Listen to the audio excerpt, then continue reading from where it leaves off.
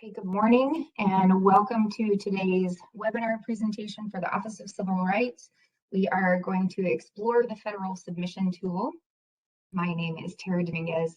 I am the state OCR coordinator. And if you could just let me know, please, that you can see my screen. I'm going to be monitoring the chat. Okay, wonderful.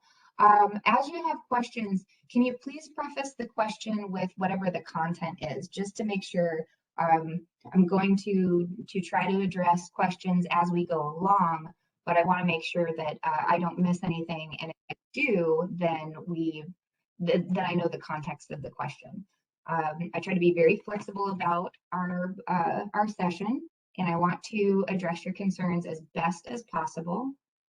The presentation will be on our NCDPI website. I'm going to send this to you through the chat right now. This is our documentation and webinar page. And it is a compilation of any presentation that we do regarding this content. So you will see at the bottom that there is when it was originally presented and if it was updated. When you download the presentation, there will be hidden slides, and that will be content that was stricken based on where we are in the current presentation. So today we're going to talk about where we are. I'm going to give you a tour of the CRDC Communities website, which is the hub of this next phase. I'm going to try walking you through the federal submission tool and some pointers about navigation and the reports. And if possible, I'd love to have a discussion. It looks like the mute might be a challenge for us. We can go ahead and raise hands and I'll try to take you off mute. Okay, so there is a question panel in WebEx, but today we're going to address questions through the chat. Give me one more second. I want to be able to see my panelists and see my attendees. I'll be able to see my participants. Oh, there we are. There we are. Okay, wonderful. All right. So we are going to get started today. So I'm very happy to say that as of today, DPI has completed the uploads. We had some issues with the data set that we refer to as Hibs, which is the harassment and bullying section. We are done. We are not going to touch your data anymore. We are absolutely done with that. All PSUs must resolve their errors, update or add any remaining data, and certify the collection by February 28th. We've seen this this next slide before, but when it comes to grade levels in PowerSchool, if those grade levels were not addressed during the preview phase, then the data did not transfer over to the federal submission tool. And that is because there is logic within the extract that addresses the nulls that the federal government wants. So we didn't blow you out of the water with warnings about nulls and elements that shouldn't be submitted. We're still working on perfecting that, but you can see the forest for the trees as far as the warnings and errors, and should be able to download reports that we will talk about here in this presentation. So if those grade levels were missed,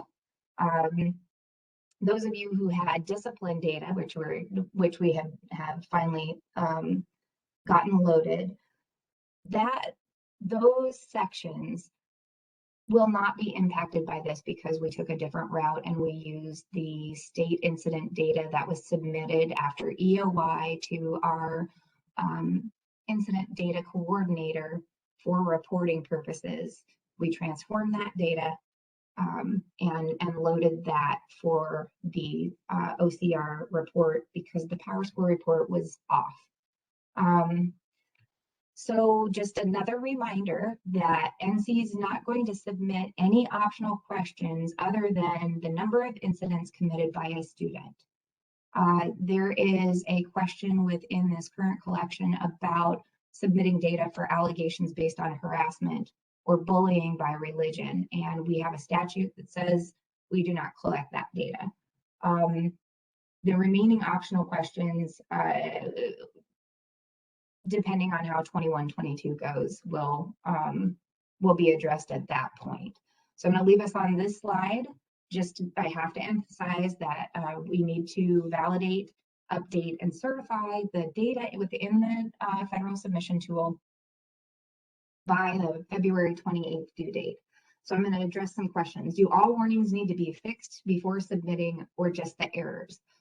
You are a little bit ahead of me. Focus on the errors. Some of those warnings are absolutely silly as can be, and it looks like they've got some kind of block on some of those warnings. Those warnings will go away after you submit.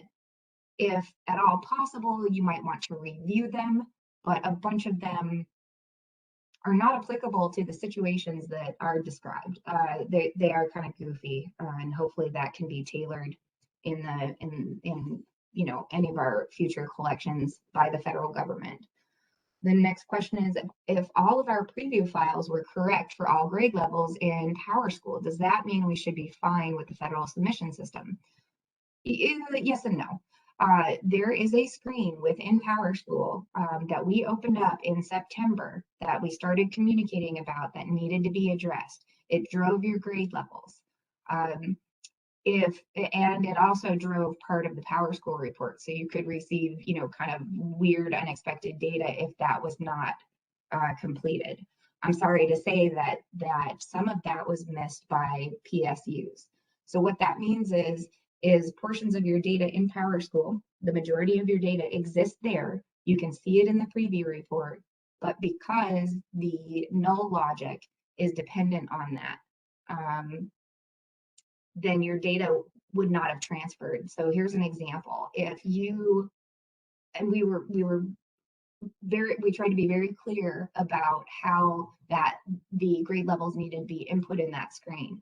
But if you put in 0 instead of KG, for example, then your students at KG would not have been transferred over. Everything looks like null because that very first question, do you have KG students? That would have been the driver for any remaining questions for that particular student group.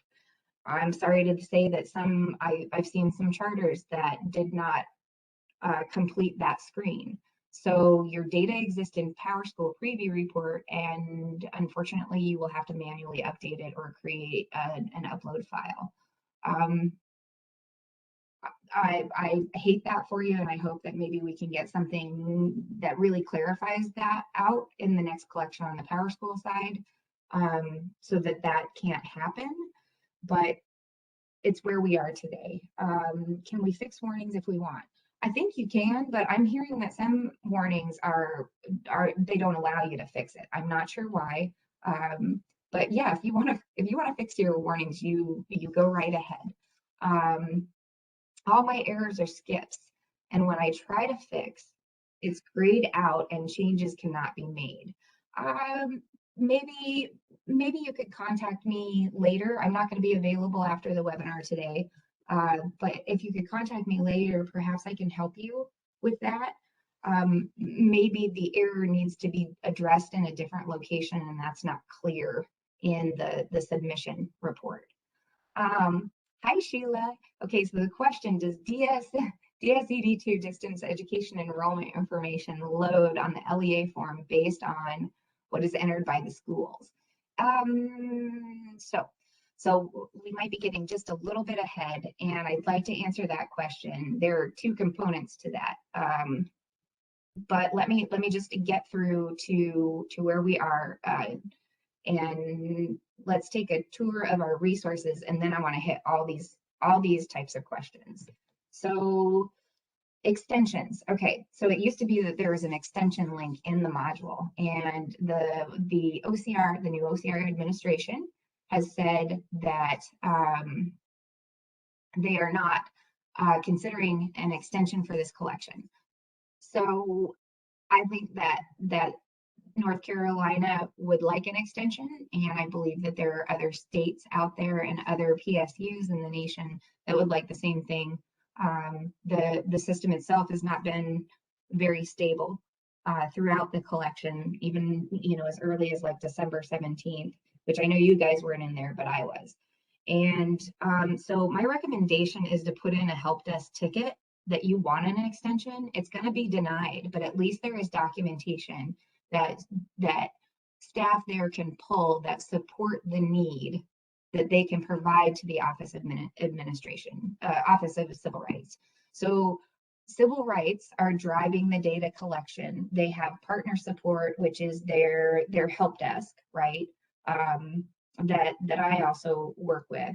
And then they also have the vendor that is the system. So you've got kind of like a triangle going on up there, very similar to how the state works with PowerSchool, and then you provide reporting based on what our needs are, so on and so forth. So it just, we've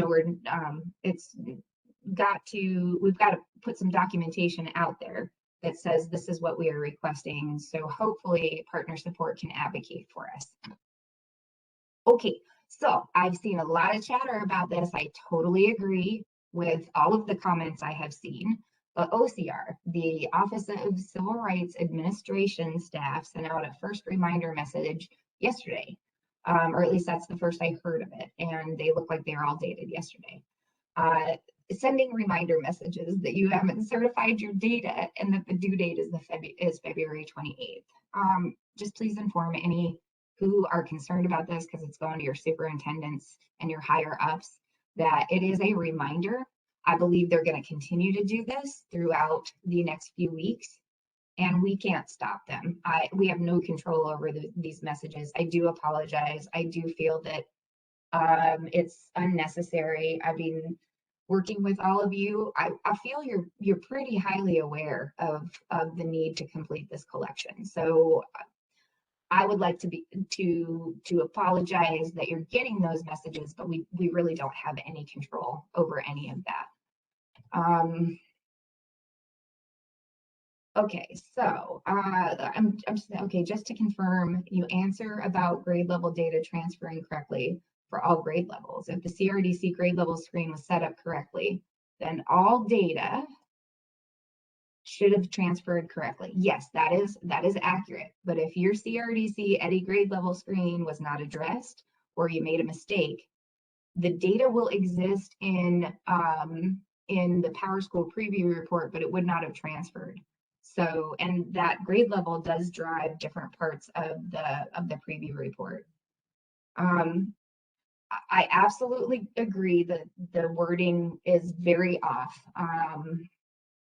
And it really does send people into a panic, and I hate that for you.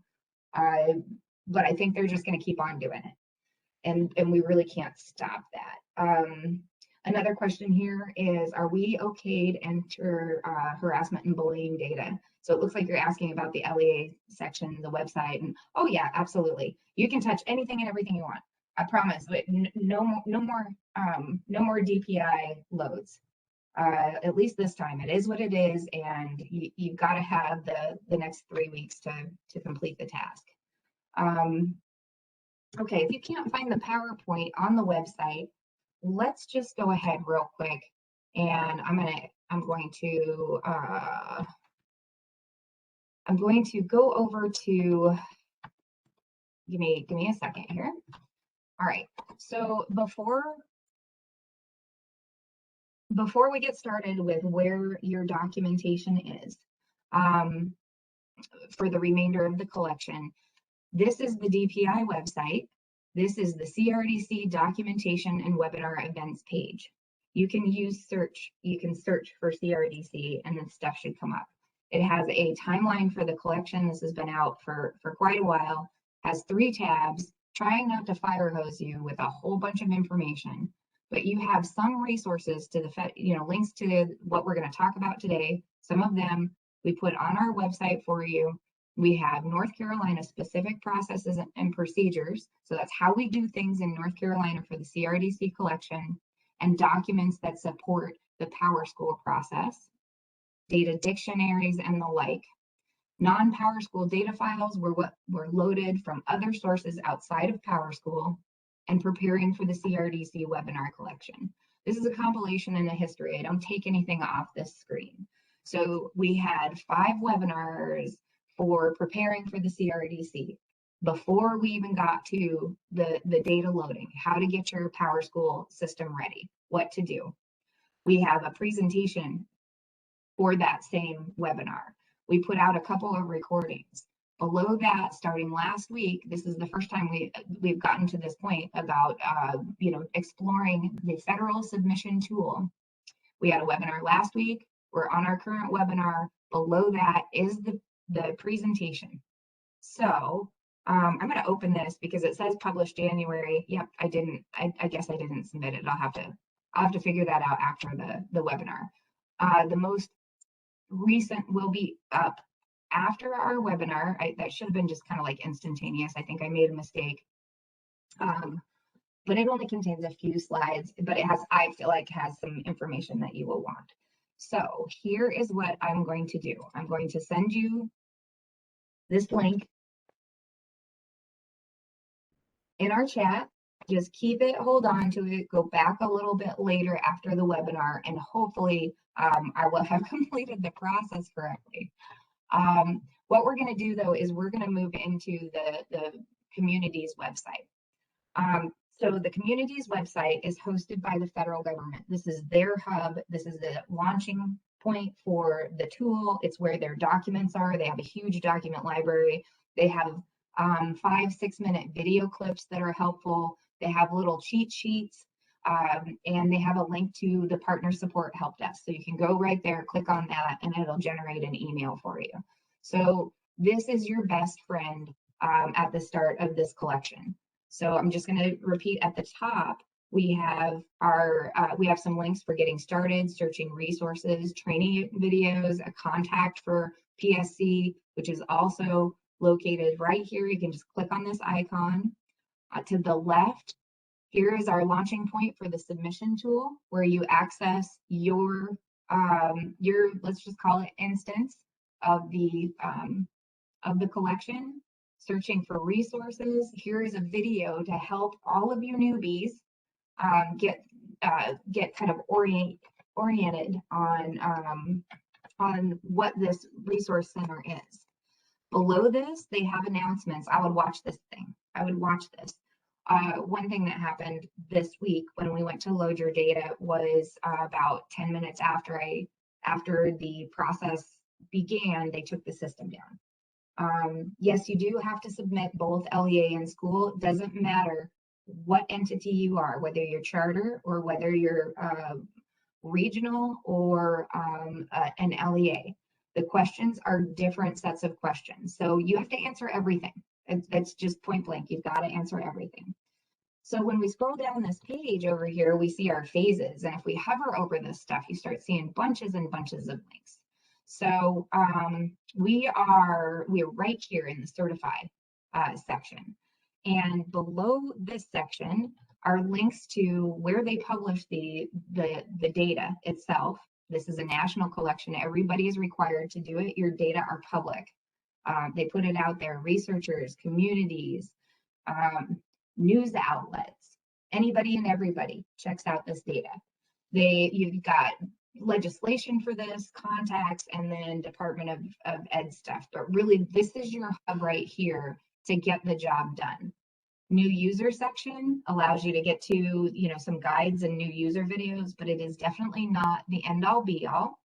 Here's our North Carolina work group where we have conversations back and forth to try to support each other. This is just a warning, this is a different login than your federal submission tool itself.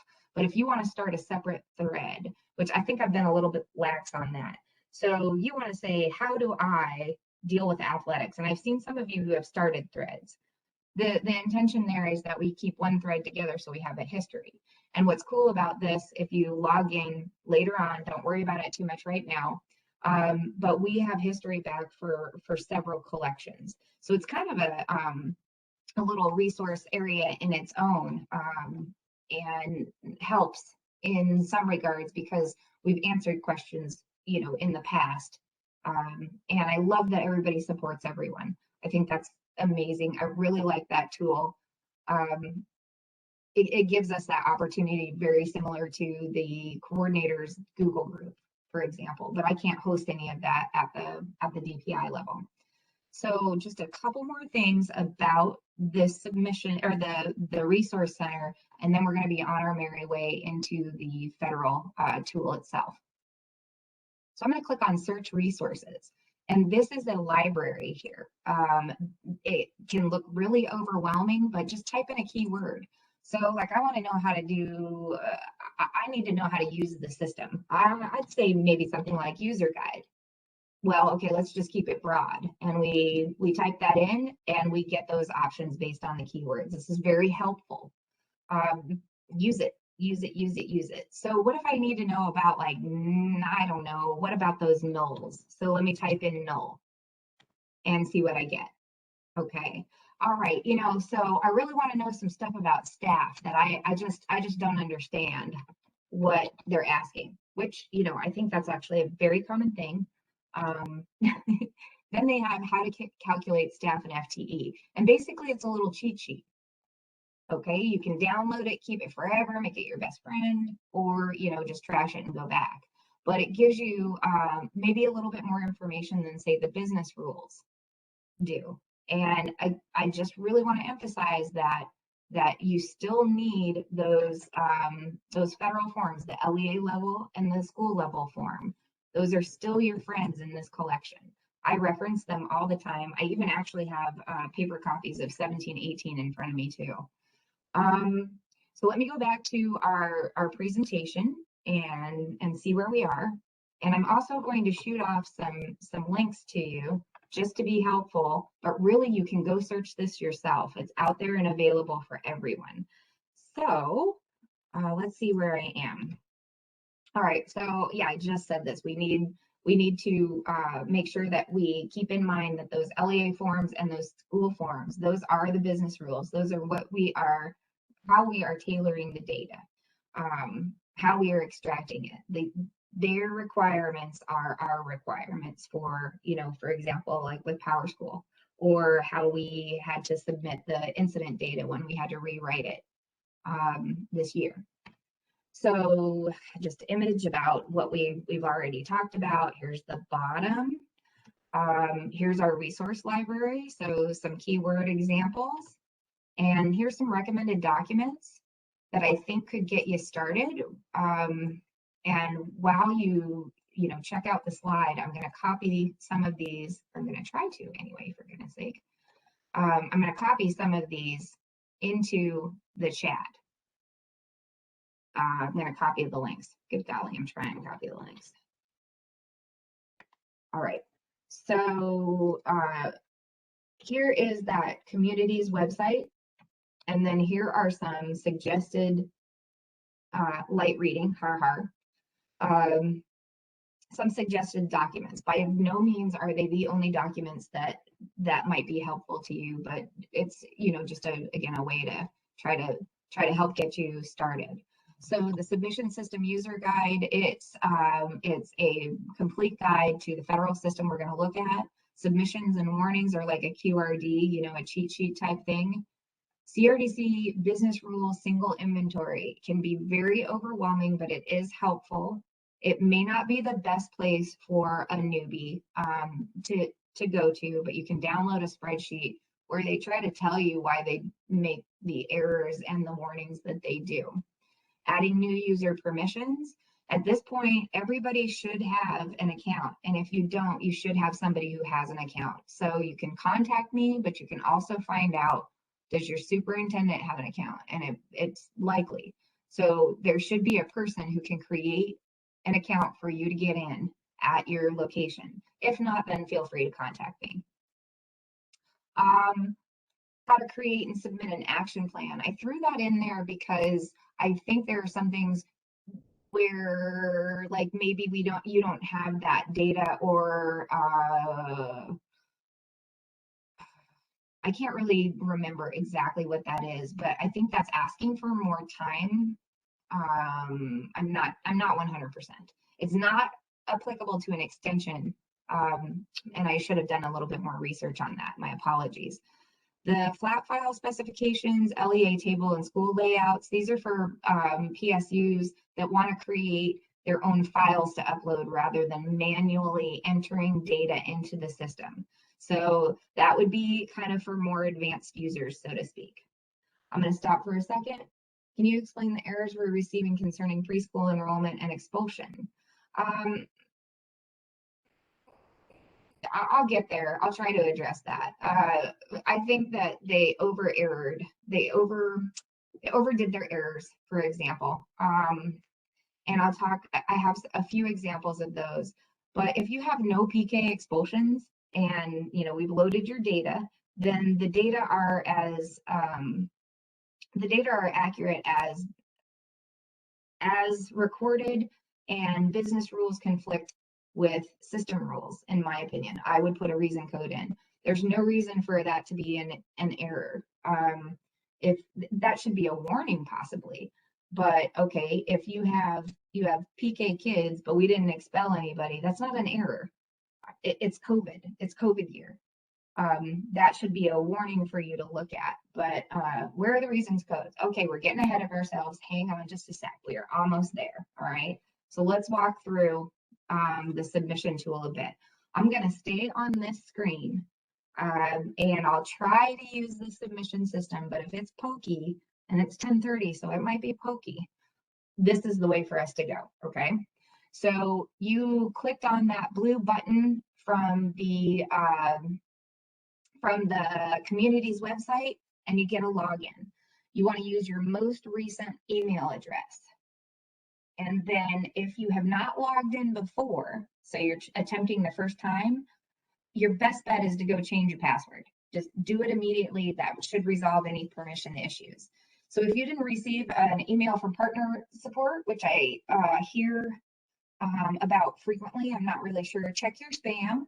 But go type in your email address, or go click that forgot password, type in your email address and see if you can get in. If it'll send you a password reset. If it says you have no permissions, then you actually haven't been assigned to your LEA. I can help you with that. Even if you were a veteran of this and you remember your password from the last collection, go reset your password. And just again, if you don't have permissions, contact me and I'll fix you up.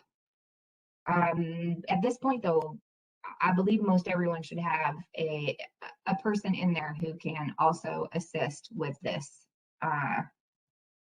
with the process and create an account for you. So when you first log in, you get to the submission homepage. I would highly recommend that you always look at the very top of this and read this puppy. It has caught me a couple times. Like they had a thing that the data tables were not saving. This is where they're also going to put spontaneous messages up. I'm referring again to Monday night's load, where we loaded the remainder of the data and 5 minutes later they took the system down. Always check that. Make that a habit, that when you log in, look for any messaging. In the middle portion, you as an LEA probably can select schools here. My setup's just maybe a little bit different. I can see the LEAs, but I don't pick schools from here. And then you have data entry, where you get to, when they say district form submission, this is your LEA level set of questions, and school form submission is your school level set of questions. When you get in here into this section and you click on school form, they're going to ask you if you want to navigate by screen or by table or by school. And we'll talk about that in just a second. And then over here, for you more savvy people out there, this is where you're doing your data file uploads, which I've seen a couple of you have been doing. So once we click this school form submission, yeah, if you need help logging in and you don't have any other person at your district, at your PSU, your charter, who has an account, then contact me. If they do have an account, then ask them to create one for you. we should be able to access schools or just LEA data. I'm only showing district. I don't know. I don't know. I'm not really sure. You should be, it depends on what level rights. If you were a contact, then you should have access to all schools. If you are someone who was put in by another person, I really don't know. And how long does it take to complete a full submission for one school? I'm sorry, I really don't know. Some others might be able to answer that. We load the majority of the data. You do still want to verify and check it. But I don't think I can answer that. I feel that maybe someone who has a like population might be able to contribute an answer to that. Hopefully not too long with one school, hopefully, but I don't have experience on that end of it, so apologies for that. So when we click on our school form submission, that's your screen navigation. A couple things to remember is that in the top right hand corner, these links should always follow you, because I got really lost as I started exploring this place, this federal tool. And then I realized, first, I probably should have read the documentation. That might have helped me out. And second, I'm going to the same place most often times when I'm clicking a link. I'm hitting the same screens. I'm just getting there differently. So when I click that school form, I am either asked, do I want table submission or do I want school submission? So if you are an LEA with 10 schools, then you can navigate school by school through a module, right? Or through a question, or you can navigate through a single module through completion. So they've just given you choices. Do I want to address a question for everybody and get it taken care of? Or do I want to address a school at a time? Oh, I like to hear that it's going pretty quick. That sounds very positive. I really like that. And thank you guys for communicating with each other. And it really does help that we have the opportunity to talk amongst ourselves. So feel free. So when I click that button, regardless of whether I click the navigation by school or navigation by module or table, this is the first screen I see. It is a screen that shows you, and we're looking at the school level, so it shows you all of the tables, right? And then and then it spells it out for you. And if I click on these guys right here, it displays the percentage complete for me, and you go into the module and takes you to a list of questions. If I click this green, I like this the best personally, honestly. If I click this green error report button, it takes me to all my errors and warnings for this school by module. And I really do. I like that a lot better. I feel like this is just kind of like, this is pokey. Well, the system gets slow, but I mean, this is pokey, like it's not giving you enough information. I like this one better, personally. So if I click on these guys, then I think this is what I'm gonna see. Yeah, I'm not looking at my slide. So if I click on the table acronym or the full description of the table, the full, the human language, then I get a screen like this that shows you all the questions within that table. And I click on that screen and it opens up the question module. So one thing to note too is that they have tried to add help embedded into the module. So like their rules and their definitions.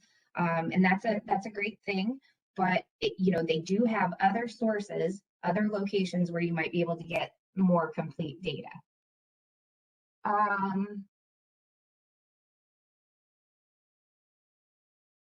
So great. Okay, I love all that. I love all that networking, you guys. But there is a question. Should all modules show 100% completion before certification? And that's an absolute yes. They do, but don't let that fool you. Like if you looked at that, I'm going to go back up, right? If you looked at this and it says, I'm at 100% and you're thinking, cool, I'm done. You're not seeing everything, which is why I like this guy right here.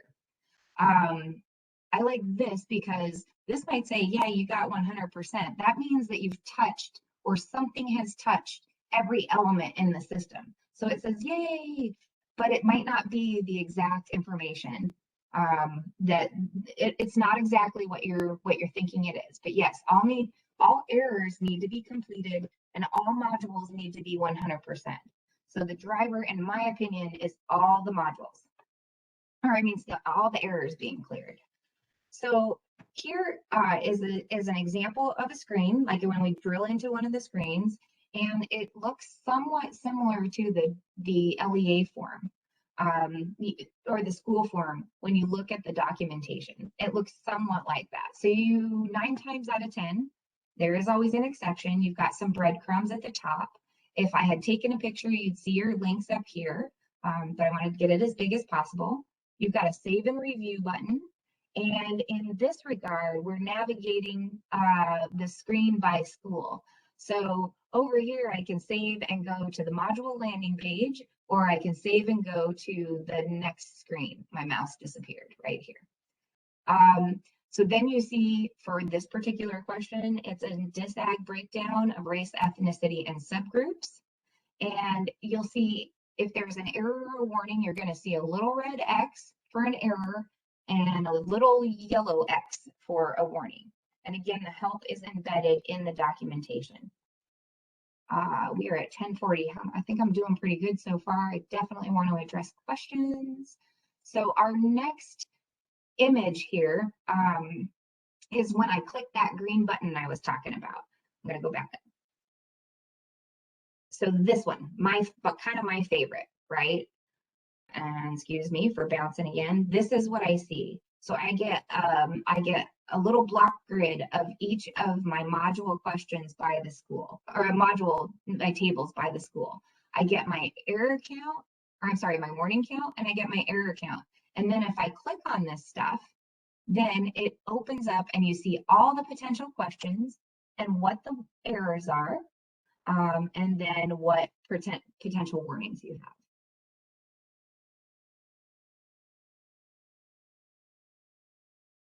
In some DISAG questions, I have NA and no warnings, and in others, I have zeros and it gives a warning. Should I change the zeros to NA? I wouldn't. If you're done with everything else and you want to clean it up, you can try. And that would clear the errors, but they're it's not necessary. Those types of warnings and that type of NA type stuff, that'll go away when you certify.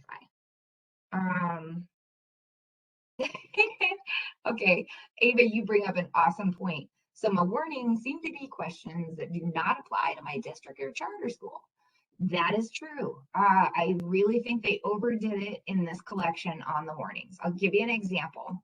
APIB is based on students in the higher grade levels, and you have a class, or you have a school that's K through 5, and they say, are you sure you don't have any APIB? And they're going to ask you that something like 16 times based on DISAG. So I really feel like some of those warnings are some giant overkill. And I love it. Okay, I'll leave it. I'm at 100% of the district, and I reviewed all the errors and warnings for the LEAs. If you have cleared your errors, I'm getting ahead of myself, but that's super exciting. If you've cleared your errors and you're happy with your data, so if you feel like you're good and you're solid, then you can certify now and then run away and be done. You know, I saw that too. So Douglas is asking, is it normal that the progress bar is not updated or refreshed within the 5 minutes as I am not able to run the pre-certification check? Yep. Yeah, they're really having latency issues. They have since the beginning of the collection. And they keep trying to bump up the horsepower on the servers, but just consider it would benefit you to be an early riser on this, because the entire nation is on it. The entire nation is in the same place you are in regard to they have to complete this by February 28th. So our benefit is we're on the East Coast. You can get a jump on the system and making updates, and it will be more speedy earlier in the morning. But right about now, it's gonna start to slow down and it's gonna get progressively worse. So either do it really super late at night or earlier in the morning. And I just say, have some patience, have some coffee, uh, and be ready to wait a little bit. I wish there was something I could do about that. Okay, so here's another example of the module question screen if I drill in. So I'm going back to the same places. I'm going back to the same places. It just seems like, or at least what my perspective was, holy cow, where am I going? I just don't know where I am at this point. Okay, so let's talk about some errors and some warnings. This is where it's going to get fun. Okay, so errors impact our ability to certify the collection. So work on those errors first when you're pressed for time. Absolutely focus on the errors first. Warnings, I don't recommend that you ignore them because there may be something valid in there, but the warnings are incredibly beefed up this year.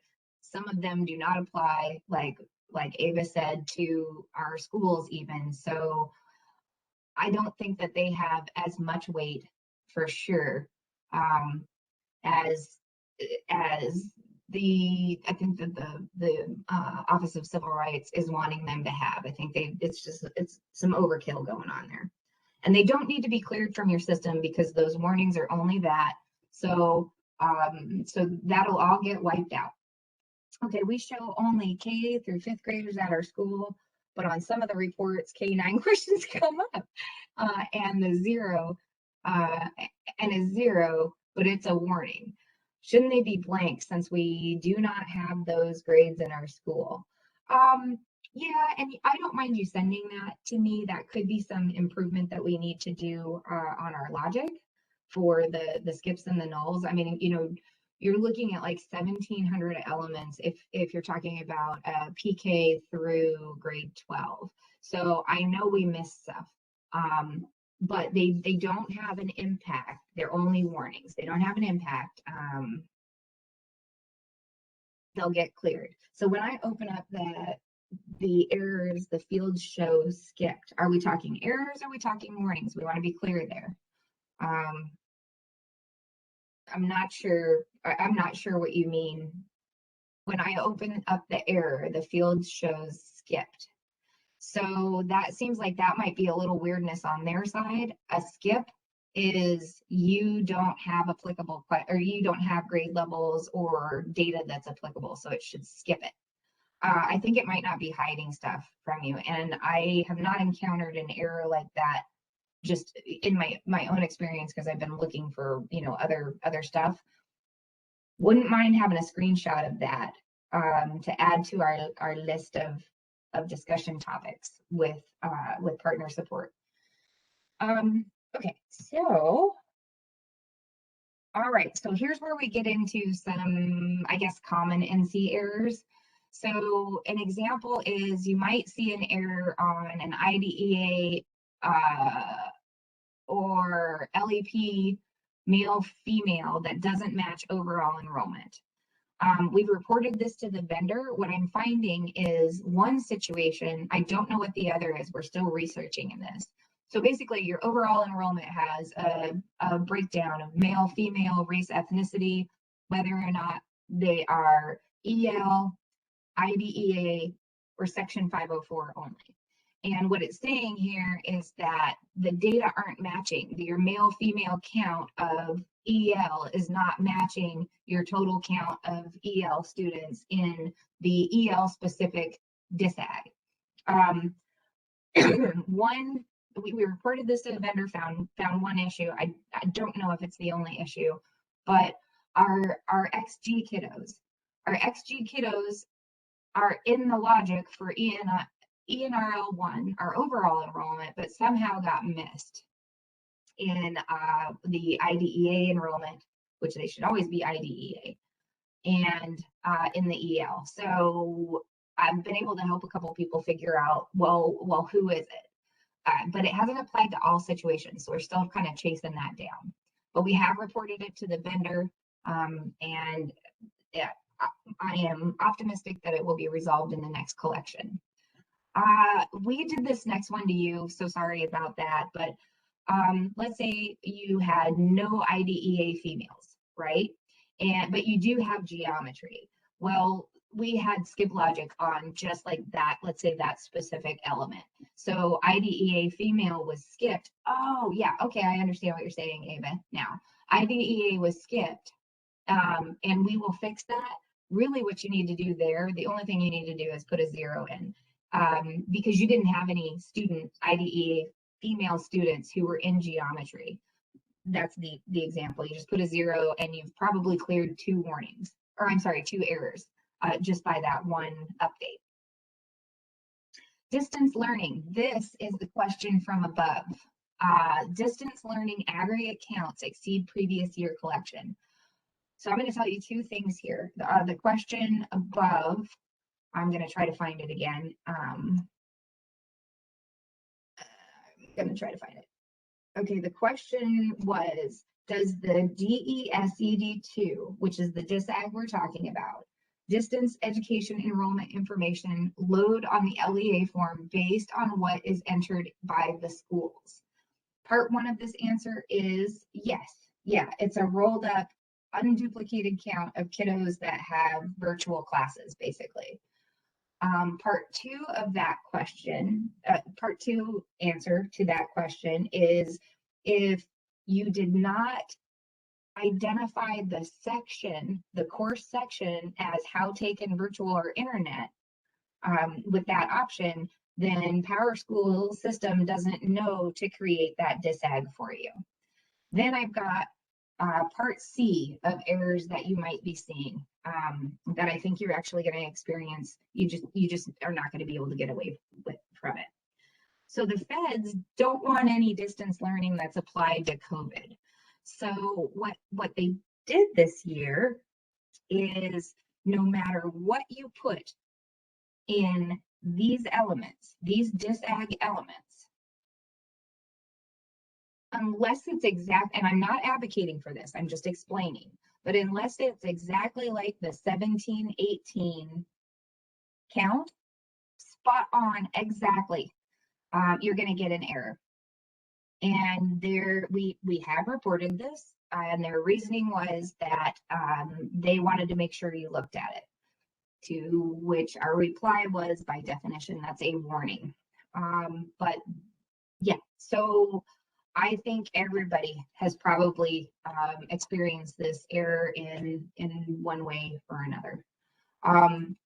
So here are some common examples. Like I said, we have a PowerSchool bug that we need to fix. We have a logic issue we need to fix in the import file. And then we have an error that was decided on by the federal government.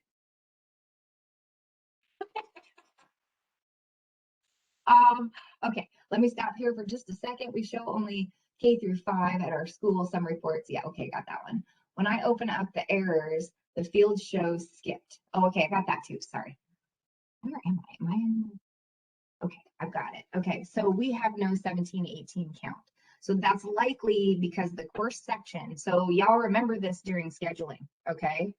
Your course section level has to identify that it is a virtual class, that it's an internet class, in order for that data to be rolled up to the LEA level in the preview report to be submitted here in the submission tool. So just keep that in mind. We're doing a collection next year.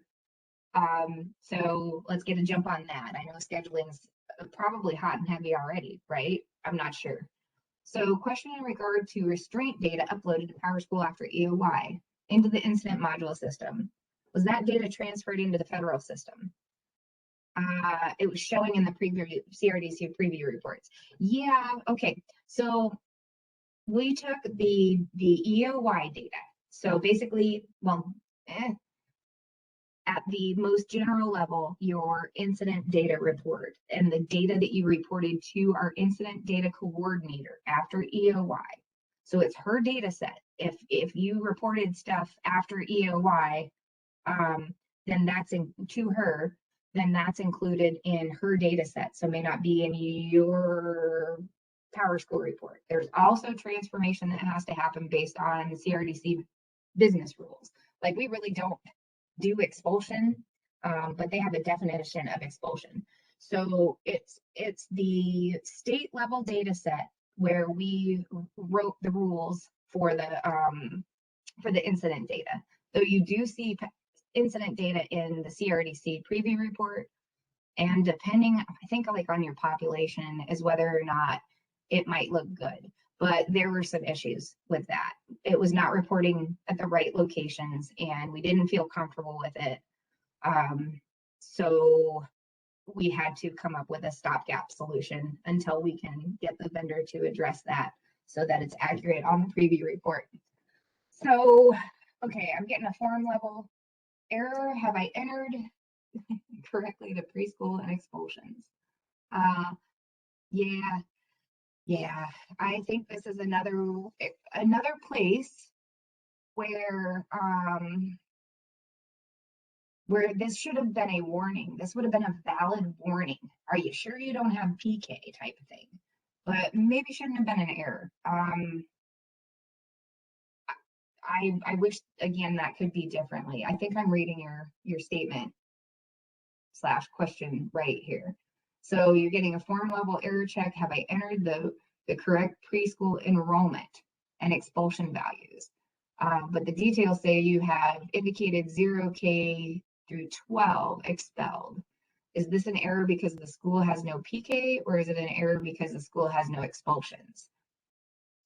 This is an error, okay, and just hang tight with me, where I would put in the reason code is data are correct as reported, business rules conflict with system logic. I know that sounds possibly snarky, but there's a bunch that at every level we could improve to make this report less painful. So, all right, so some error resolution.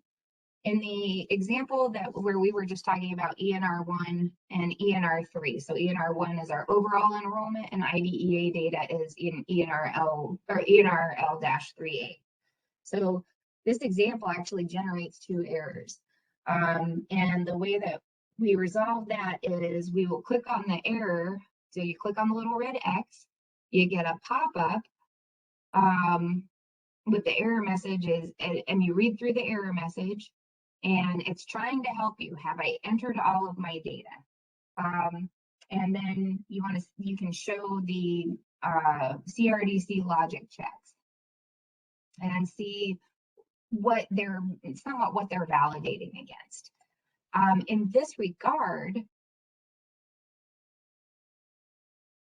you would navigate to the location where you're seeing where the issue is being identified. So I would go to the IDEA. It's saying the IDEA is off. And in IDEA, they give you this little hide reference data or open reference data. And it shows you, here's my data from ENRL1. And it's saying that my male population, I have one more in IDEA than I do in my total of DISAG. And in this situation, it's probably the XG. So it's kind of easy to find. You would go back to like the detail report at that school in Power School and do a filter on the overall enrollment. I can help you through this, and we find the kiddo, and then that way you can identify what race and ethnicity the student is that you need to update. So I know that sounds kind of confusing. I can help you with this. I think I can definitely try, but I think we've nailed down where the majority of that issue is. So the next example that I'm showing you is about the course data, like I was talking about, where our skip logic is giving you an error.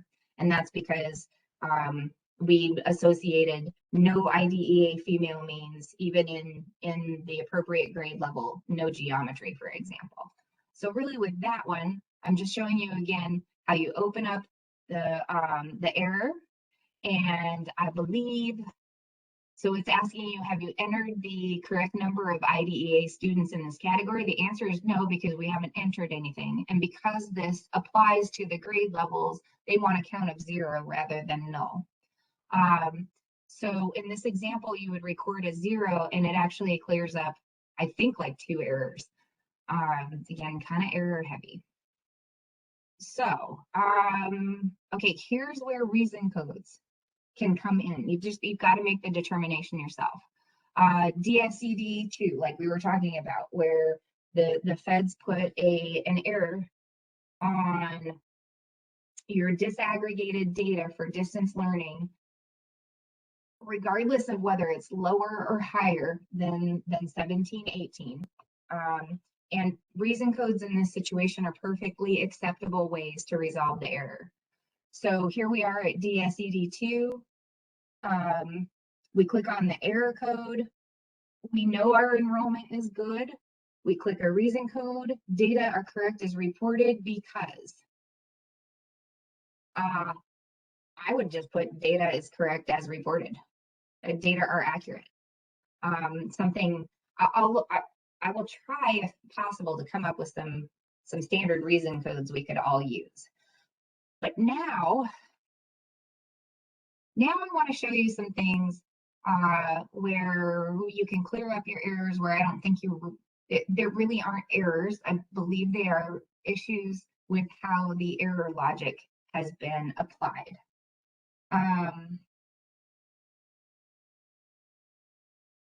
Okay, I'm looking at, is that justification a drop-down choice, or do we have to type it in? Oh, okay. So in some of the reason codes, they have choices, or you have to type it in. So they might have a couple of things in there, like data's, like timing is off, or they have data is accurate because, and it's kind of like an other. So you could make a choice from a pick list, or you pick what's kind of the quote unquote other, and then type in your reason. So let me just I can kind of explain a little bit here. So you're going to see some examples where it's going to say something like students with disabilities who received an expulsion from education services, and they are blah, blah. So they are this race, and they are this sex, must be less than the value of 0 entered in students with disabilities. So right now we're referencing a particular race, ethnicity, and sex type with disability data. So, and it says that you have 0 reported for students with disabilities served under IDEA, 2 or more races male. But you've entered a greater value. And to resolve this error, you can either change one of these or provide an explanation. Okay, I'm showing you a spreadsheet here. I'm going to show you where you can find this thing. But basically, this error is saying, hey, and I believe we're seeing this more this year because we have less data this year. And I believe this has been in here for quite a while. I have had some of the veterans report this, and I understand why this is frustrating. And this is something that I would love for the feds to change, because again, this should be maybe a warning and not an error. But basically what's happening is so it's saying that ENR-3, which is your IDEA enrollment, it's validating against your enrollment for students with disabilities receiving an expulsion. Okay, and this is just an example. You're going to see this in multiple places. It's not just this one specific element or question. What this is saying to you is that, hey, we're looking at your enrollment data, and in your discipline data, you have a male, a multiracial male who's been identified as IDEA, but in your enrollment, you don't have a multiracial male. Okay, so this is a conflict. This is, to me, this is not an error, because your enrollment is based on an October 1 snapshot date. And your discipline data is based on full year, based on their business rules. So I'm going to try to break it down a little bit more. In more human terms, the system's trying to validate full year data against enrollment data, which is based on October 1. So this can occur in anything that's full year: exam, retention, athletic, discipline, arrest, offense, harassment and bullying, restraint and seclusion. This may happen in any of these. And I would suggest you choose a reason code. And my suggestion for text in the reason code, I'd like you pick the other. The data are reported as accurate because the enrollment snapshot, because enrollment is snapshot, X module is full year. Business rules conflict with system rules. Again, might sound snarky, but I mean, come on. It just doesn't make any really good sense to me. Okay, so somebody is asking if errors and warnings for previously reported data is referring to 17-18 school year. Okay, so only in that DSED, I want to show you something else that's pretty dang funny.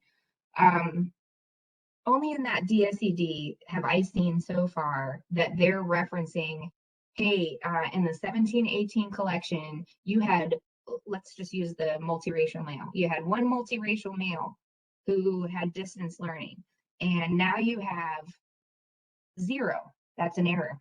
And they're saying in the 17-18 collection, you had 1. Well, they'll also give you an error that says, that's on the flip side.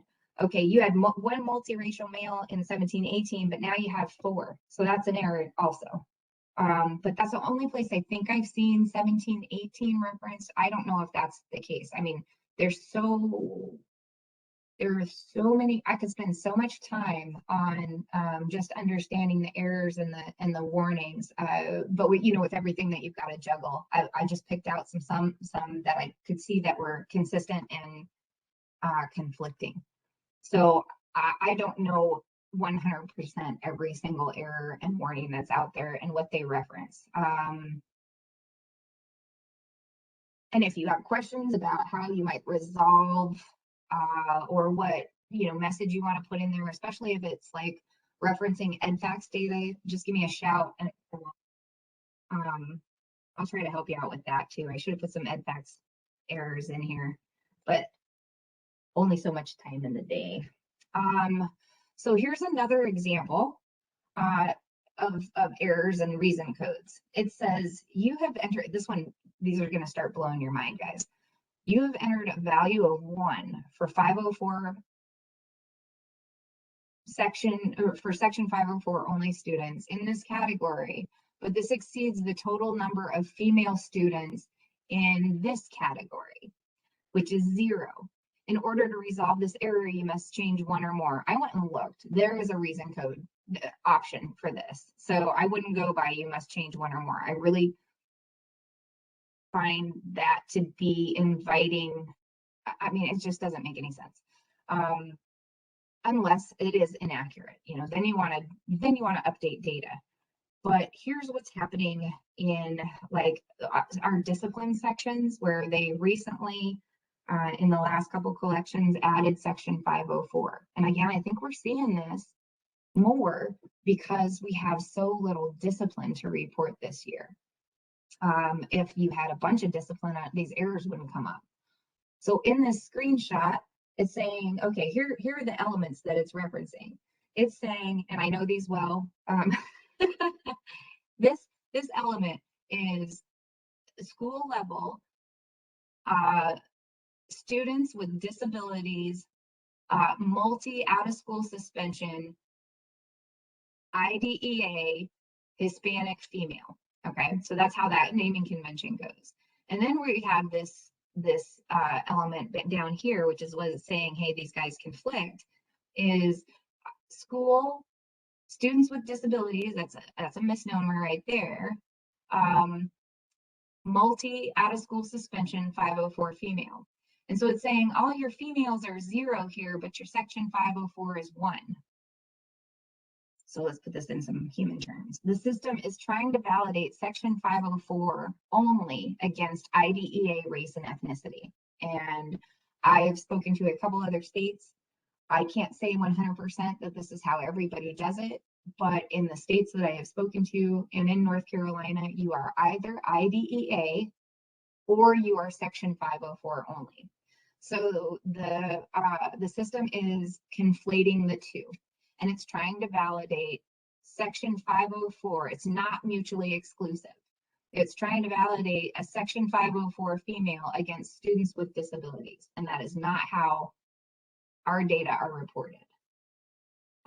Is there an export? Yes, there is. I love these questions. Let me get through the last one that's going to blow your mind too, and then we'll get through how you can see these errors and stuff. And I know I'm not addressing every single error. I really wish I could, and you learn more and more as you go through these collections. But maybe you have some stumpers out there that possibly we can talk about. Okay, so let's go to the next one. Here is another example, and this is 504 related. Doesn't look like it yet, but here's 504 related. So it's saying you've entered a total of 0 instances of out-of-school suspension for your students without disabilities. This is less than the value entered for students without disabilities receiving out-of-school suspension. Please revise data. I believe there's a reason code on this one. I didn't have the opportunity to check.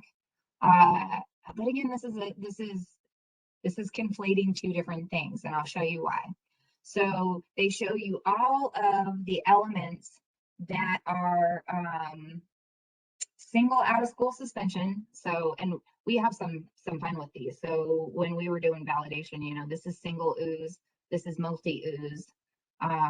But you have single out of school suspension, you've got your DISAG breakdown, and you've got your multiple out of school suspension breakdown. And these are students without disabilities, And then it's saying, well, your instances, your number of occurrences for students without disabilities is 0, but you've got a male here that has a 1. So you've got a count of 1. So if you look at the documentation from the feds, this is one of the points of instruction. This is the business rule. For a student who has received multiple out-of-school suspensions, each out-of-school suspension occurrence should be counted as an instance of out-of-school. So one instance, one occurrence. For example, for a student who receives 1 day out of school suspension in the fall and a 3-day out of school suspension, that counts as 2. These categories are mutually exclusive. So our male student would be here if he was not counted here. So we're following their business rules. And we have reported these. So a reason code here would be, because otherwise I'm just going to go back to that. So it says count as an instance, one occurrence. So if our student who was male was not Section 504, he would have been counted here, but he's being counted here and he's being validated against here. And that doesn't make a lot of sense. So reason code suggestion, data are accurate as reported. Business rules imply that categories are mutually exclusive. These are suggestions, you don't have to go by them. But in more human terms in regard to this, the system is treating Section 504 students differently across the system. And we're in discussions with the feds about how this is an issue, and it's likely not going to be resolved in this collection. Feel free to submit tickets about this, and that's really to garner awareness. I feel like, I know I'm not gonna, this doesn't sound kind, but I feel like by the time that people are done with this, they're so beat down. My concern is that you're just gonna change numbers and just make it happen. So your errors go away. So I don't believe that with the type of errors and warnings or the business rules, without some clarification that while this data collection is really important, OCR may not be getting exactly what they think they are. So, and this was the first time we really got to see it. So we're trying to we're trying to affect some change. I'm not sure if we will, but I wanted to explain where some of the weird stuff is happening. And I see a wonderful question. It's not really for me, but is anybody willing to serve as a buddy to me? I have a small district and 100% complete without warnings. I don't need much help, but I may need just to confirm a couple things. Any takers? I'll send you a Starbucks or Target gift card. Well, that's awesome. You can also send questions through the NC work group. And I mean, as far as like I don't feel like I can help you say your collection is complete. I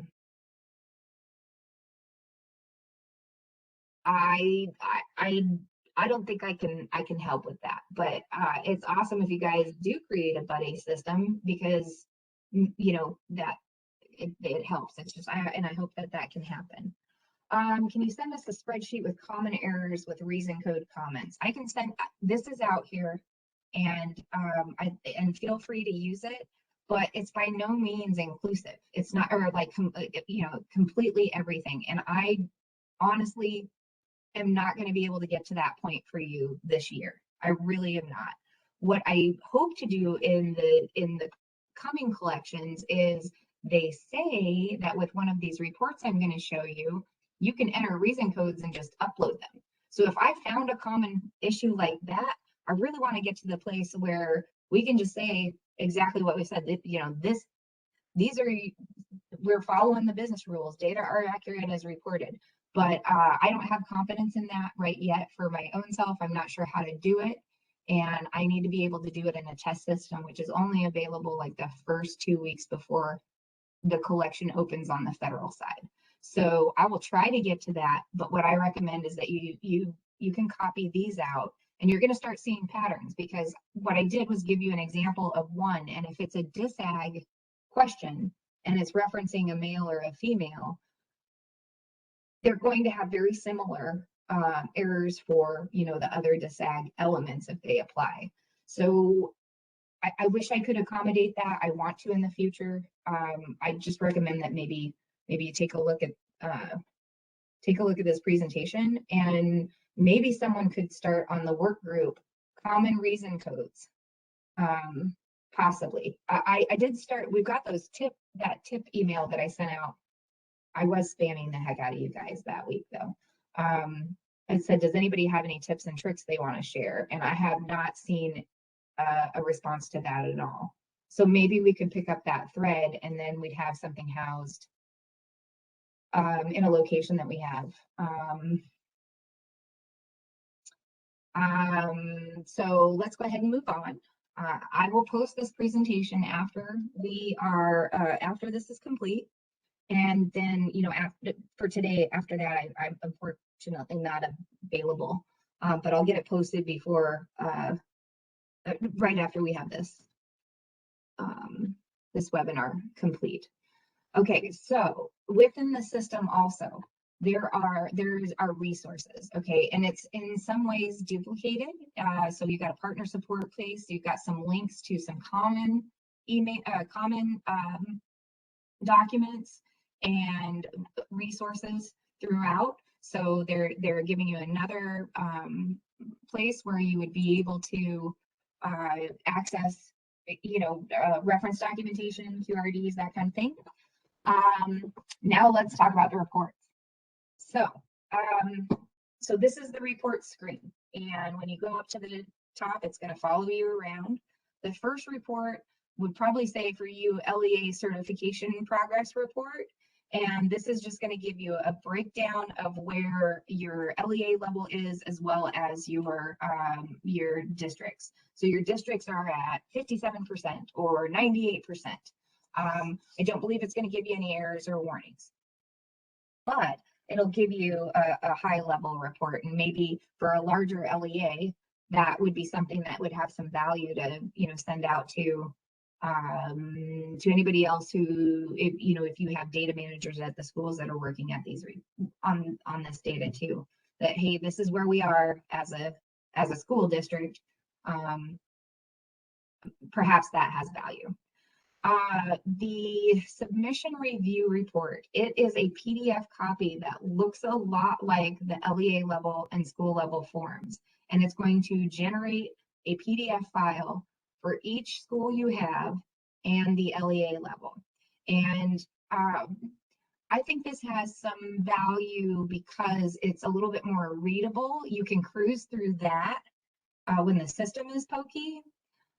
And you can also save that after you complete the process. You can go and save a copy of your completed report.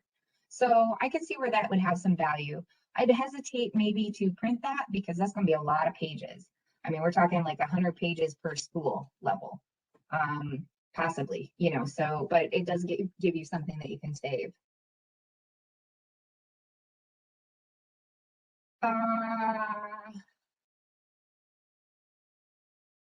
Okay, so then we have this data feedback report, and this is charts and graphs by module. So it's interesting. Perhaps it's something you might want to use talking to leadership. I don't know. I mean, it looks cool. It is interesting. It's based on, you know, the module. So, but I don't really know exactly what value it would have to you because it's not really detailed, but it's cool. Then we have the submission download report, which is, this is kind of cool because what this is it looks very much like the file uploads that we do. So it's one row per LEA, one row for the LEA, one row for the school. And it's all the elements. And I mean, you know, it's based on the element. It is a spreadsheet. So it may not be the most human friendly, but I thought it was pretty neat, you know, based on the files that we create. And then this is actually my favorite, and I don't think it's just for more experienced users.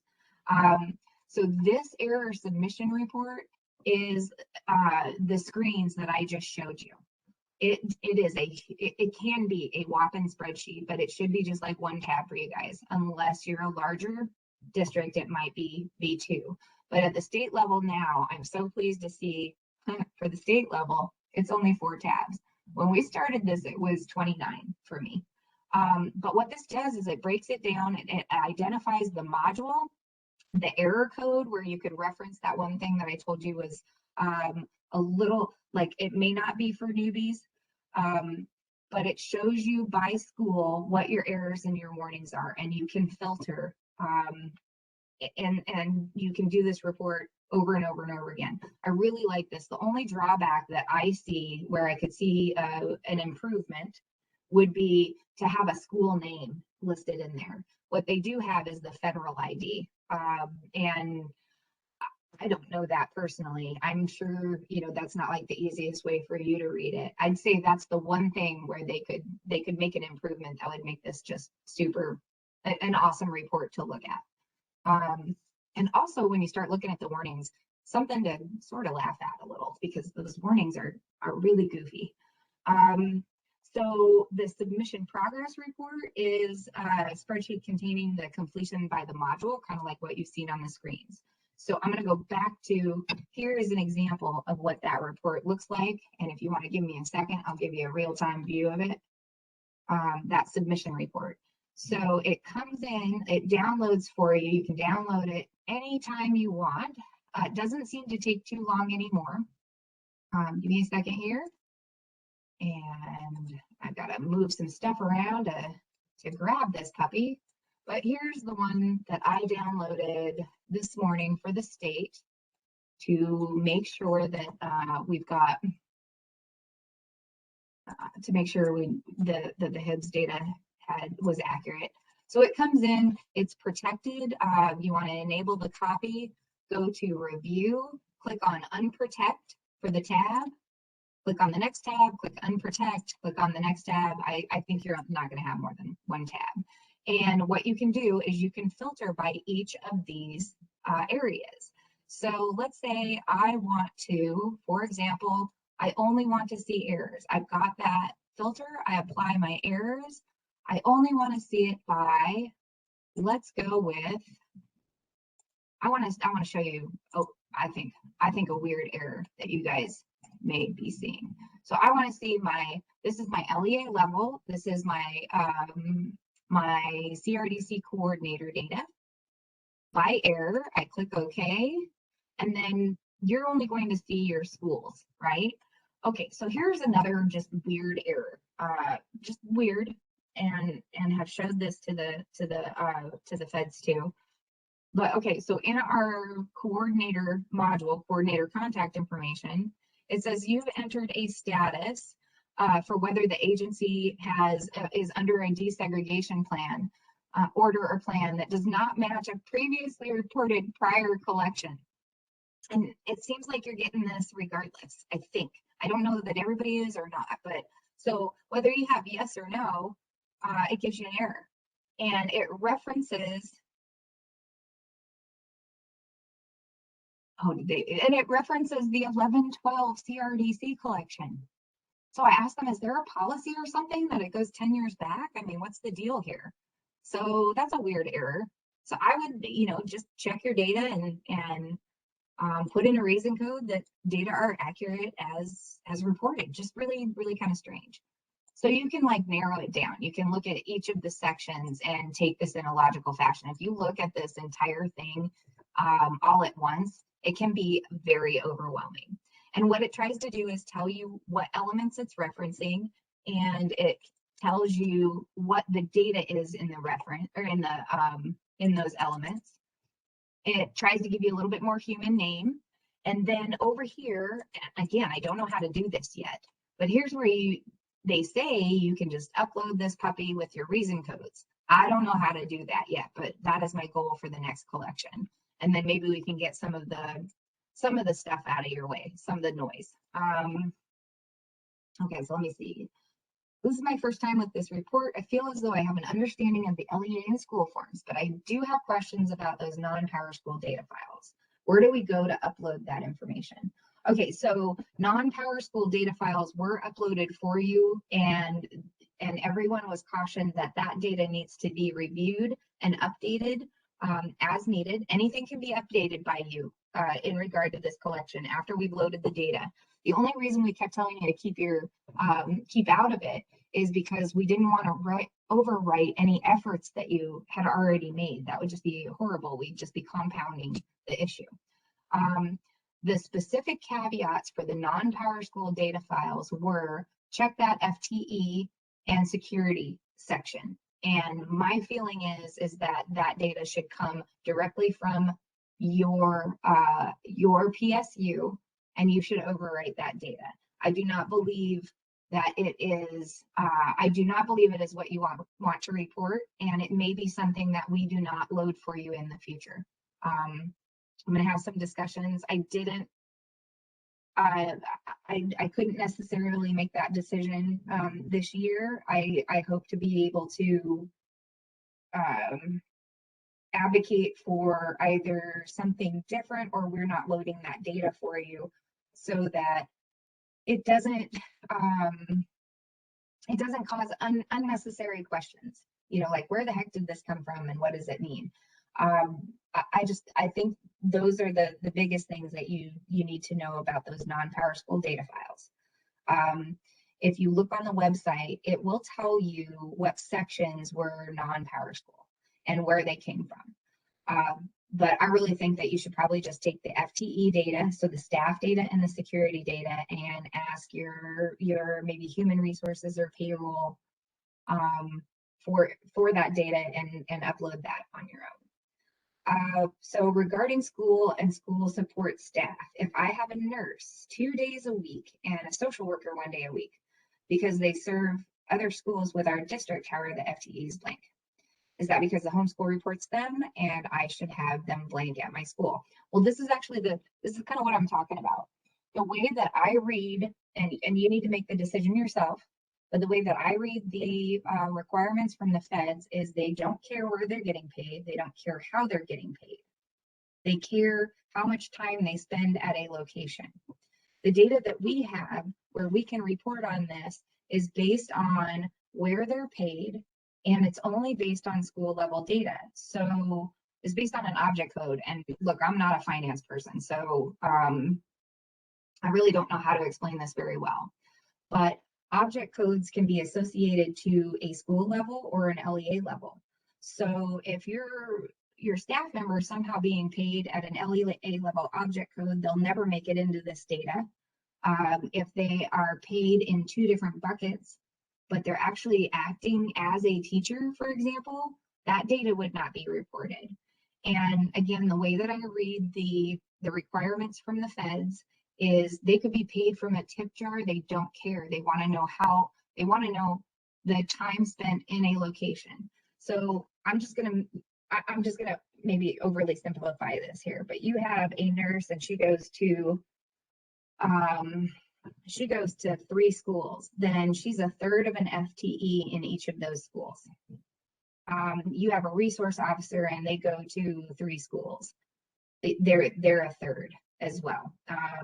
So this is why I think you should take your data and evaluate it with your internal staff and make updates as appropriate. I hope that's a good explanation. The finance data is just like not at all in my wheelhouse. I'm trying, but it's not, something that I understand as well as, say, possibly like the student information. So let's see where we are, guys. Okay, so we've talked about this error resolution report. I think it says for experienced users, I think you might want to give it a shot even if you're new. If you know how to filter, then this works. I have found this to be very useful. It's the first time I've had an opportunity to see this report this year, which is where I could advise you where I see some common errors. So at the bottom of that screen, there's a user access report. So I had to have a little fun. I scribbled it out because I just don't see, I don't see the use for it. Perhaps somebody else does, but I don't see the use for it. And then there's a spreadsheet that identifies the elements that the system considers skipped based on leading questions for that school. So an example of that is if you have no PK, then all the remaining PK elements should be skipped. I'm not sure if that has a bunch of relevance or not. So I really think that submission error report is the bomb right there. I mean, that really helps you get a nice picture of what's happening. And I think it especially helps when navigation is slow in the system. Maybe you can make some notes about what you need to change or what needs to be updated or how you would handle it. And at least you're getting yourself prepared instead of just sitting there looking at the screen waiting for it to resolve. So here is the end game, guys. Here is where we all want to be before the 28th and to stop the nasty grams from the feds. But we have at the LEA level, our staff that are working at school level are not going to see this, but there is a certification button. So again, that follows you around. This is a really good bird's eye view too, because you click on this certification button and the later in the day it is, the longer it takes to literally draw out. But it looks kind of similar to the screens that we have talked about already, in that it's going to have the school and the percentage. And if I click on either of those, I go back to those screens that I've already seen. And then it's got the errors and warnings. And if I click on the error or the warning, then I go back to that table that shows me the errors and warnings that I can expand. So I really like this. There's more below, but it is a bird's eye view. So if I click on that, if I click on my errors and warnings, then I go back again to the screen. So we've seen this before. And I click on my error report and I'm back into where I can get directly to my errors. So I really do like this certification link. I like that a bunch. I find that to be more useful because then I can just kind of like laser in as a district level person and be like, okay, I want to address their errors, or I want to address their errors. So here's another example. You've got the questions, the module questions, what the errors are. We're back to the screen. I could maybe take some of this out and just get, I know this seems a little bit redundant, but we keep going to the same locations regardless of the links. That's really the emphasis there. And you've got your breadcrumbs, you've got your help, and you click to resolve the error in whatever fashion is appropriate for you at your district. So you've got, you enter a value or you put a reason code in if the data are accurate. So at the bottom of the certification screen is the certification button. And when that puppy is green and all of your errors are gone, that is the end game. That is where the blue ribbon is. You click that button and run away and do a happy dance. We're done after that, okay? The system's gonna continue to get slower and slower, I believe, as we get closer to the 28th. We've got to complete, everybody's got to certify. So everybody's got to clear their errors, update their data, make sure you're looking at that staff and security stuff. I really feel like that's where attention should be paid. Once you have cleared your errors and you are satisfied with your data, and I can't help you with that, really. I can't tell you I can tell you your system thinks it looks good, but that's really, you're going to have to evaluate that yourself. And then that green button is available, you certify and you are done. You can throw your hands in the air. So just to clarify, for our preschool, elementary, middle school expulsion records, if that's throwing an error because it's too low, do we just double check the data and put in a reason code? We have so little discipline data this year that, yeah, I mean, we have so little discipline. Again, I don't really think this needed to be an error. I think it needed to be a warning.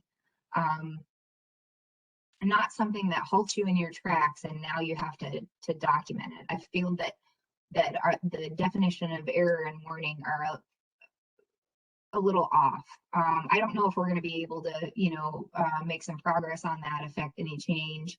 I'm not even sure if we can get them to look at how the 504 and IDEA are being conflated in the background. I'm not really sure, but I believe yes. Yeah. Do a quick check. Your data will be similar to the incident data report that's in PowerSchool. And but it might be a smidge different, depends on if you reported anything else to our state incident coordinator. And then it also may be a smidge different based on CRDC's definition of a certain thing. So, but yeah. And then you put a reason code in. So, I mean, can you imagine this? I'd say a good part of the nation, right, probably doesn't have as much discipline data as what would be expected in a non-COVID year. So I think everyone's experiencing things in a similar fashion to what North Carolina has experienced. If you answered this, I must have missed it. Why isn't an alternative learning school showing when we don't have one? Program school showing. Okay, so I feel like I'm just giving you excuse after excuse here, but in the beginning of this, I send a directory file to the feds and they sent it back to me and said, this is what we did. And I checked it. No, I'm sorry. They sent me a directory and I sent back, this is what should be in there. And they chose, I'm not sure, like I'm seeing schools that closed like 10 years ago. And so I said, these are not open. And they said, well, you can have the LEA put in a help desk ticket to close it after the collection opens. And so there's not anything that, it's kind of a weird position to be in, say that these schools closed 10 years ago, or the school closed 5 years ago. So I believe that might be what you're seeing. Also, you might have a school in there that is future, and that could have been a setting from Eddie that was updated possibly incorrectly initially. So like it said it was open. Oh, I know a good example. Somebody had reported that and said that they put it as open, or it was open so that they could get funding for the teachers and get set up.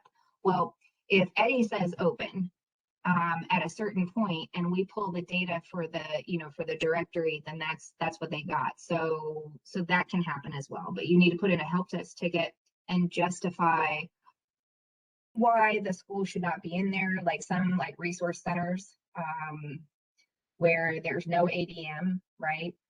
But those are back in there.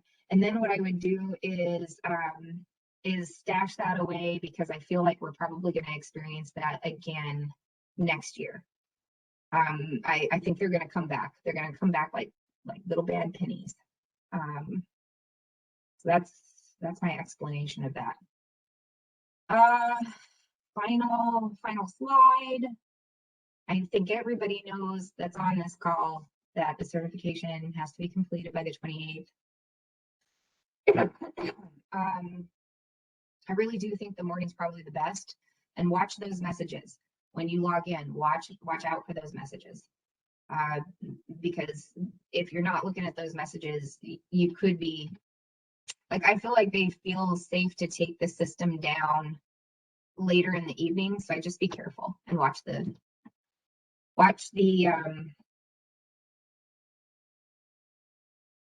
the messages. Ooh, lost my train of thought there for a second.